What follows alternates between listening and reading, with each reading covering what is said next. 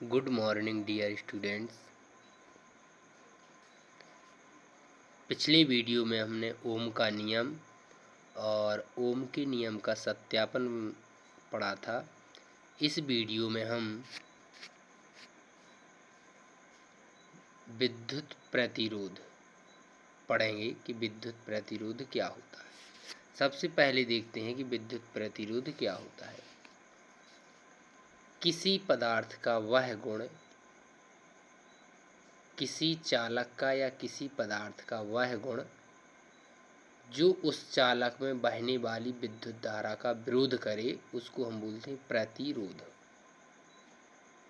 जैसे कोई चालक हम ले लें कि ये हमारा क्या है, चालक है, जिसका ए बी क्या है, एक हमारा चालक है। इसमें से धारा प्रवाहित हो रही है, तो इस चालक के अंदर एक ऐसा गुण जो इसके अंदर से, इस चालक में से बहने वाली धारा का विरोध करे, उस गुण को हम क्या बोलेंगे, विद्युत का प्रतिरोध बोलेंगे। जिसे हम क्या करते हैं, आर से प्रदर्शित करते हैं। प्रतिरोध को कैसे करते हैं, आर से प्रदर्शित करते हैं। और जो आर बराबर होता है, हमने पढ़ा हुआ है, आर बराबर हम अगर पढ़ेंगे तो भी अपॉन आई हो जाएगा। ये हम पता होना चाहिए, क्योंकि हम भी इक्वल टू आर इंटू आई हम ओम के नियम में पढ़ चुके हैं। तो हम इस नियम से आर का मान निकाल सकते हैं। तो आर क्या होता है, जो प्रतिरोध होता है, वो एक होती है अदिश राशि। अदिश राशि है। आर का जो मात्रक होता है, तो मात्रक हम इस सूत्र से ही बनाएंगे। जो हमने यह निकाला हुआ है प्रतिरोध, वो हमने क्या है, भी इक्वल टू आर इंटू आई से निकाला हो। जी हमारा क्या है, ओम का नियम है, हम पिछली वीडियो में पढ़ चुके हैं। तो यहाँ से हम जैसे ही आर का मात्रक निकालेंगे, तो मात्रक निकालने के लिए हमें क्या करना है, पहले क्या दिया है, वोल्ट। विभवांतर दिया है, तो विभवांतर का मात्रक क्या होता है, वोल्ट बटे आई का मात्रक क्या होता है, एम्पियर। इन दोनों को हम क्या बोलते हैं, ओम लिख सकते हैं। तो इस प्रकार से हम कह सकते हैं कि जो हमारा प्रतिरोध होता है, वह क्या होता है, किसी चालक में से बहने वाली धारा का एक विरोध करता है, तो वह गुण कहलाता है विद्युत प्रतिरोध। इसको हम आर से प्रदर्शित करते हैं। और प्रतिरोध का जो मात्रक होता है, वो वोल्ट प्रति एम्पियर, या उसी को हम बोलते हैं ओम भी बोलते हैं। तो ये हमारा क्या था, विद्युत प्रतिरोध। इसकी अन्य मात्रक भी होती हैं, जैसे हमारा क्या है, जैसे 1 मेगा ओम, यानी ये ओम से बड़ा होता है। 1 मेगा ओम बराबर होता है 10 के ऊपर 6 की घात ओम। एक और होता है, एक होता है माइक्रो ओम। 1 माइक्रो ओम बराबर होता है 10 के ऊपर -6 की पावर ओम। तो ये हमारे अन्य मात्रक भी होते हैं जो हमें पढ़ना है। तो यहाँ पर हमने देखा कि हमारा जो विद्युत प्रतिरोध क्या होता है, तो विद्युत प्रतिरोध किसी चालक का वह गुण, किसी चालक का वह गुण जिसके कारण वह उसमें से होकर बहने वाली धारा, उसमें से मतलब किसी चालक में से बहने वाली धारा का क्या करे, विरोध करे, तो वह गुण क्या कहलाता है, विद्युत प्रतिरोध कहलाता है। इसे हम क्या दर्शाते हैं, आर से दर्शाते हैं, आर से प्रदर्शित करते। आर का मात्रक क्या होता है, वोल्ट प्रति एम्पियर, या उसको ओम बोलते हैं। यह एक अदिश राशि है। इसकी अन्य मात्रक भी क्या होते हैं, 1 मेगा ओम 10 के ऊपर 6 की घात, 1 मेगा ओम में होते हैं 10 के ऊपर 6 की घात ओम। और 1 माइक्रो ओम बराबर होते 10 के ऊपर -6 की पावर ओम होता है। अब हम देखते हैं कि जो हमारा प्रतिरोध होता है, वो किन किन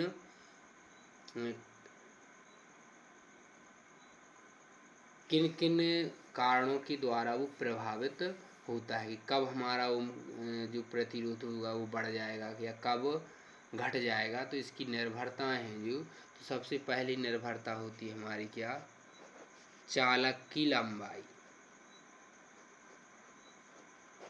तो हम इसको लिखते हैं क्या, R अनुक्रमानुपाती L। इसका तात्पर्य यह होता है कि यदि चालक की जितनी अधिक लंबाई होगी प्रतिरोध भी उतना ही अधिक होगा, चालक की लंबाई जितनी कम होगी प्रतिरोध भी उतना ही कम होगा। तो ये क्या होता है, लंबाई के अनुक्रमानुपाती होता है प्रतिरोध। फिर दूसरा होता है इसका क्षेत्रफल। क्षेत्रफल तो जो होता है R व्युत्क्रमानुपाती ए मतलब होता है एरिया होता है, यानी जो प्रतिरोध होता है वो क्या होता है, चालक के अनुप्रस्थ काट के क्षेत्रफल के व्युत्क्रमानुपाती होता है। तो यहाँ पे हम देख रहे थे कि जो हमारा क्षेत्रफल था, तो जो प्रतिरोध होता है वो होता है क्षेत्रफल के व्युत्क्रमानुपाती। इसका मतलब ये होता है कि जो हमारा चालक है, जो उसका अनुप्रस्थ काट का क्षेत्रफल है, ये जो है वो चालक के अनुप्रस्थ काट का क्षेत्रफल है। जैसे अनुप्रस्थ काट क्या होता है, जैसे जी हमारा क्या है, एक चालक दिया है तो ये कितना मोटा है, उसका क्या है जी, इतना मोटा है, इतना व्यास जो है, तो इसका हम जो क्षेत्रफल निकालेंगे, इस अनुप्रस्थ काट का जो क्षेत्रफल होगा वह यदि क्या होगा, अधिक होगा। क्षेत्रफल यदि अधिक होता है तो प्रतिरोध का मान कम होगा, यदि क्षेत्रफल कम होता है तो प्रतिरोध अधिक होगा। तो ये होता है क्या, क्षेत्रफल के व्युत्क्रमानुपाती होता है। फिर होता है तीसरा जो होता है पदार्थ की प्रकृति। पदार्थ की प्रकृति, भिन्न भिन्न प्रकार के पदार्थ हों या भिन्न भिन्न लंबाई की यदि हम अनुप्रस्थ काट के क्षेत्रफल की तार यदि लेते हैं, चालक तार लेते हैं, तो उनका प्रतिरोध भी क्या होगा, अलग अलग होता है, क्योंकि प्रत्येक पदार्थ का जो प्रतिरोध होता है वो अलग अलग होता है। और जो चौथा होता है हमारा ताप। ताप की क्या होता है, R अनुक्रमानुपाती T।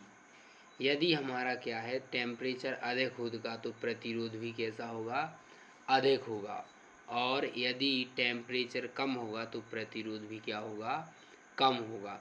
तो ये थी हमारी क्या निर्भरताएं कि हमारा जो प्रतिरोध है वो किन किन बातों पर निर्भर करता है कि कौन सी स्थिति में प्रतिरोध अधिक होगा और कौन सी स्थिति में प्रतिरोध कम होगा। इसके बाद देखते हैं विशिष्ट प्रतिरोध। तो हमने अभी पढ़ा हुआ है कि जो हमारा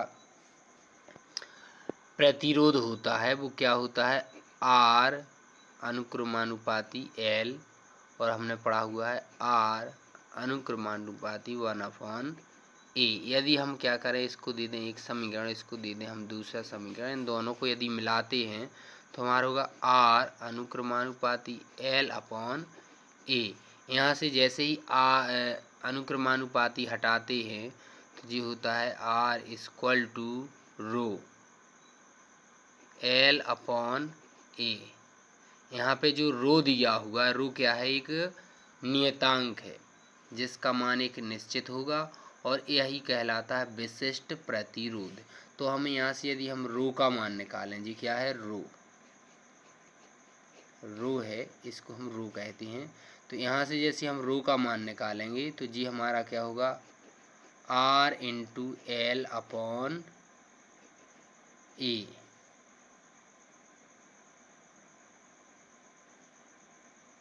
यहाँ पे जो अभी हम दिखा रहे हैं आपको, ये नहीं होगा। जैसे हम अगर रो का मान निकालें, यहाँ पे यदि हम रो का मान निकालते हैं, इसको हम रो बोलते हैं, ध्यान रखें, रो बोलते हैं। यदि हम रो का मान निकालते हैं यहाँ पर, तो देखिए R हमारा यहाँ रहेगा और जो रो है वो L के साथ है, तो L हमारा कहाँ जाएगा, नीचे जाएगा। तो R × A/L नीचे रहेगा। तो जी हमारा क्या है, रो का मान निकल के सामने आएगा। जी मान हमारा नहीं रहेगा, क्योंकि यहाँ पे हम जो रो का मान निकाल रहे थे वो गलत निकाल रहे थे यहाँ पर। तो हमारा क्या है, रो का मान हमारा ये होगा। तो जी कहलाता है विशिष्ट प्रतिरोध। तो यहाँ पर हमने क्या है, अभी रो का मान निकाला हुआ था कि R/A/L है। रो का जो मात्रक होता है यानी विशिष्ट प्रतिरोध, रो को हम क्या दर्शा रहे हैं, एक नियतांक है जिसको हम विशिष्ट प्रतिरोध भी कहते हैं। और विशिष्ट प्रतिरोध का जो मात्रक होता है वो होता है ओम मीटर। क्या होता है, ओम और मीटर। ओम मीटर होता है। तो ये होता है विशिष्ट प्रतिरोध का। तो अब हम विशिष्ट प्रतिरोध को यदि परिभाषित करें तो परिभाषित कुछ इस प्रकार से करेंगे।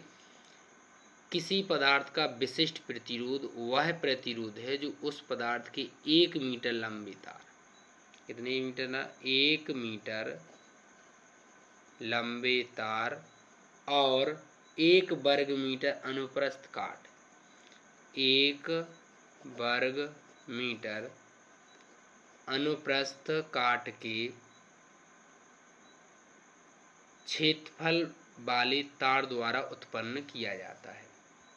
किसी पदार्थ का विशिष्ट प्रतिरोध वह मान होता है जो पदार्थ के 1 मीटर लंबे तार और 1 वर्ग मीटर अनुप्रस्थ काट के क्षेत्रफल के तार द्वारा उत्पन्न किया जाता है, वह कहलाता है क्या, विशिष्ट प्रतिरोध।